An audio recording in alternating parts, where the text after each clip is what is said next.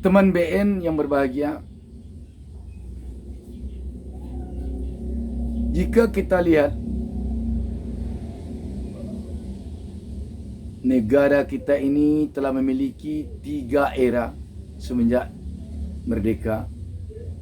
Pertama, era Orde Lama. Kedua, era Orde Baru. Ketiga, era sekarang itu era reformasi. Pada hakikatnya, di setiap era itu rakyat menyimpan harapan yang tidak tanggung-tanggung tingginya.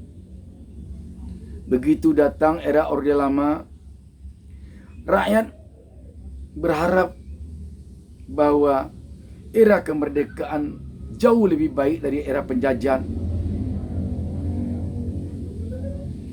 Rakyat bergembira karena telah berada di era kemerdekaan. Setelah 350 tahun di dalam tekanan penjajahan, sekarang berada pada era kemerdekaan.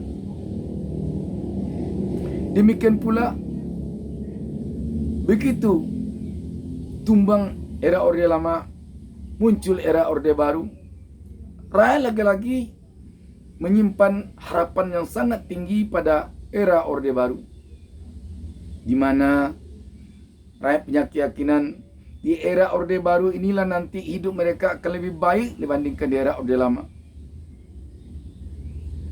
Ketika era Orde Baru jatuh, muncul era reformasi, lagi-lagi rakyat menyimpan harapan yang besar bahwa di era reformasi ini nanti mereka akan lebih baik nasibnya dibandingkan era Orde Baru. Sekarang kita lihat era Orde Lama. Di era Orde Lama, rakyat mengalami di bidang ekonomi antri beras, antri minyak tanah, dan antri garam karena ambruknya ekonomi. Di era Orde Baru, pemerintah Orde Baru pada awal-awalnya berupaya bagaimana agar ekonomi membaik. Sehingga kita tahu di era Orde Baru adanya koperasi unit desa yang dikelola para petani desa yang ada di setiap desa di seluruh Indonesia. Selanjutnya, kita mengenal juga ada BPTP waktu itu, Balai Pengkajian Teknologi Pertanian, yang selalu mengkaji bagaimana agar hasil pertanian ini selalu berkembang, baik melalui intensifikasi pertanian maupun ekstensifikasi pertanian, baik melalui pengolahan lahan pertanian sehingga menjadi baik, menjadi makin berkembang, maupun penambahan pertanian. Juga di era Orde Baru kita mengenal adanya penyebaran para penjuru pertanian di seluruh kelompok-kelompok tani, di seluruh desa, di seluruh lahan pertanian di seluruh Indonesia. Sehingga Indonesia yang mengalami kelangkaan beras, impor beras dari tahun 66, pada tahun 1984 Indonesia mengalami surplus beras. Kita pengekspor beras. Namun lagi-lagi hanya bertahan sampai tahun 1995. Tahun 1995 kita mulai mengalami kelangkaan beras, dan tahun 98 itu ambruk perekonomian. Ketika era reformasi, kita memang semenjak tahun 98 mengalami kelangkaan beras, ekonomi kita sulit, dan kita mengalami pasang surut yang tidak begitu berbeda dari seorang presiden ke seorang presiden. Maka sampai pada kondisi saat ini. Ini karena begitu datangnya COVID, kita mengalami kondisi ekonomi terburuk saat ini. Dan malah kita mengalami impor beras terbanyak pada tahun 2018 yang mencapai 2 juta ton. Satu hal yang tidak kita bayangkan sebelumnya. Kalau kita lihat dari segi politik, pada era Orde Lama, kita mengenal waktu itu adanya penyebutan presiden seumur hidup. Pada era Orde Baru, kita memang tidak mengenal adanya presiden seumur hidup. Tidak ada dalam tap MPR, tidak ada Presiden Soeharto menyebut presiden seumur hidup. Tetapi sistem pemilihan kita waktu itu membuat Presiden Soeharto menjadi presiden seumur hidup.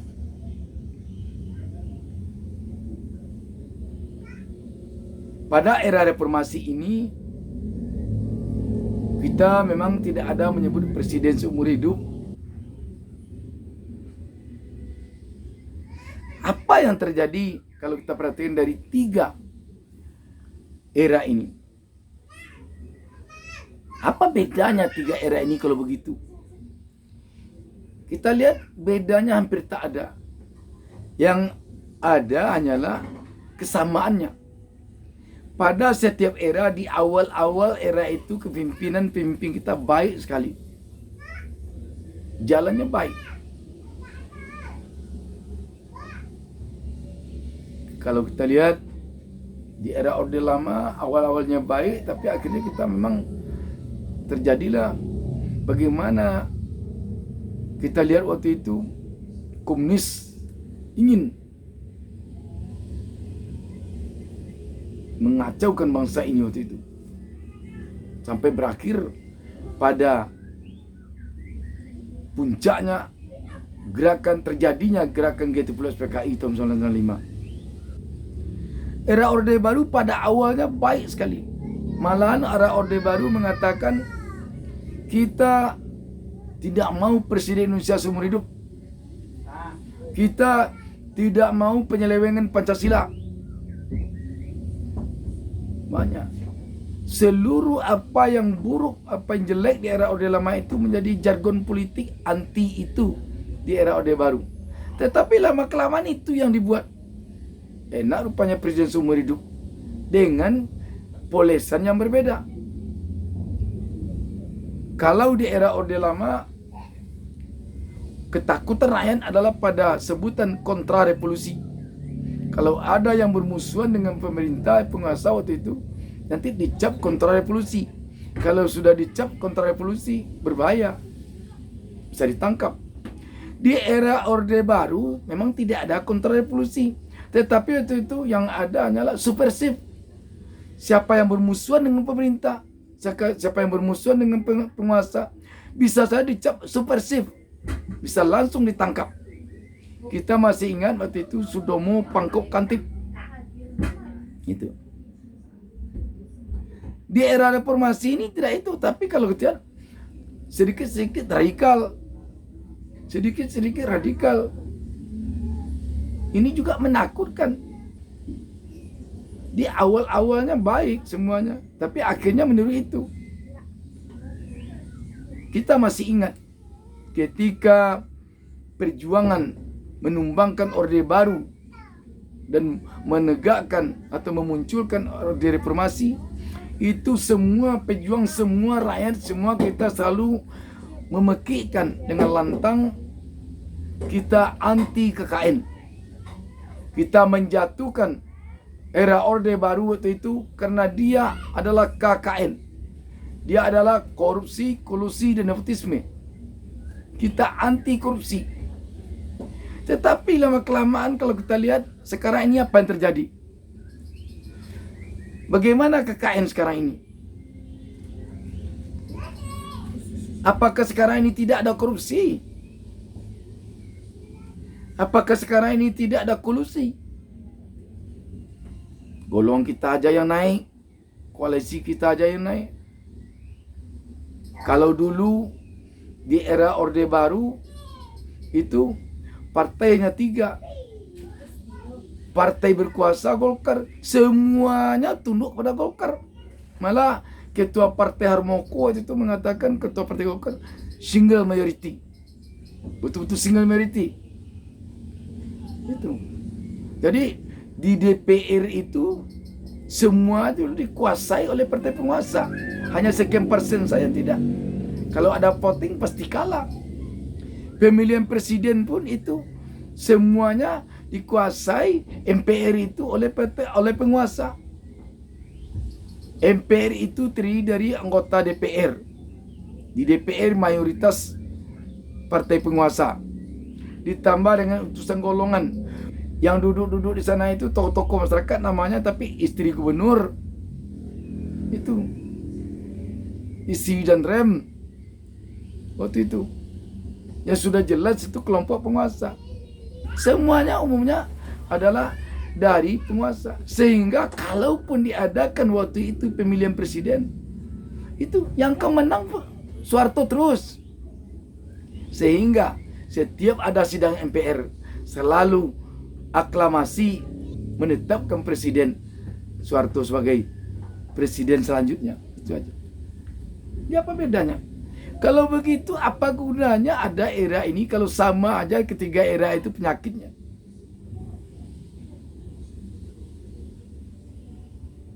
Di korupsi sekarang apakah ada tuh? Enggak ada. Malah sangat, kalau malah ada Pameo mengatakan kalau di era Orde Baru itu orang korupsi di atas meja. Makin banyak mejanya, makin banyak uang keluar untuk korupsi. Uang sogoknya. Kalau sekarang korupsi malah di meja-mejanya dibawanya. Lebih bahaya lagi korupsi di era reformasi. Kolusi. Coba lihat sekarang. Apakah ada kolusi? Nepotisme apalagi? Coba lihat sekarang nepotisme. Sanak saudara kaum pemilih. Coba lihat. Di partai aja. Sekarang ini lebih parah di era reformasi ini. Kalau dia misalnya yang paling aneh itu, tapi ini tidak menyalahi undang-undang, tapi kelihatannya aneh. Begitu masa jabatan seorang bupati, gubernur, atau wali kota berakhir, anehnya yang menggantikannya ada malah yang istrinya. Jadi kalau begitu nanti berhenti seorang bupati misalnya, habis masa jabatannya 2 periode, digantikan oleh istri pertamanya. Habis pula 2 periode istri pertama, digantikan istri kedua. Nanti kalau 4 istrinya itu digantikan sampai istri keempat, berapa tahun itu? Dia saja sudah 10 tahun. Istri pertama 10 tahun, istri kedua 10 tahun, istri ketiga 10 tahun. Jadi sudah istri keempat 10 tahun, 50 tahun dia aja. Nanti habis itu anaknya lagi. Anak pertama, anak kedua, anak ketiga. Ini alasannya kan undang-undang tak mengatur itu, tak melarang. Tapi undang-undang tak melarang, tapi etikanya rasanya melarang, aneh. Padahal itu yang kita tidak suka dulu di era Orde Baru. Sekarang itu yang kita buat. Pak Harto dulu menjadikan anaknya Menteri Sosial. Ribut kita dulu, walaupun dengan bisik-bisik. Sekarang gimana? Lihat aja sekarang. Jadi sudah seharusnya kita menyadari sudah kemana langkah kita di era reformasi ini. Apakah masih sesuai dengan cita-cita reformasi, atau telah jauh sekali melencengnya dari cita-cita reformasi? Apakah kita tidak malu? Kita dulu memperjuangkan reformasi ini, menumbangkan Orde Baru karena tidak mau, tidak suka dengan perangai Orde Baru, dengan perilaku Orde Baru, dengan sikap Orde Baru. Sekarang kalau kita berbuat lebih aneh lagi daripada Orde Baru, apakah kita tidak malu? Mari kita sadari. Jangan sampai hendaknya ada lagi era ke depan ini. Sekarang era reformasi, esok era apa lagi? Jangan, hendaknya cukuplah 3 ini era kita. Dan era reformasi ini, era perubahan ini, berubahlah kita kepada yang baik. Tidak ada orang yang tidak mengatakan bahwa berkuasa itu enak. Tetapi perlu kita sadari bahwa kita berkuasa itu untuk rakyat. Sekarang ini rakyat, dan bagaimana melihat kondisi sekarang ini rakyat? Bagaimana? Bagaimana ini? sadari adalah kita bersama, bahwa negara kita ini milik kita bersama. Ini bukan kerajaan, milik kita bersama, bukan milik perorangan. Itu saja. Wassalamualaikum warahmatullahi wabarakatuh.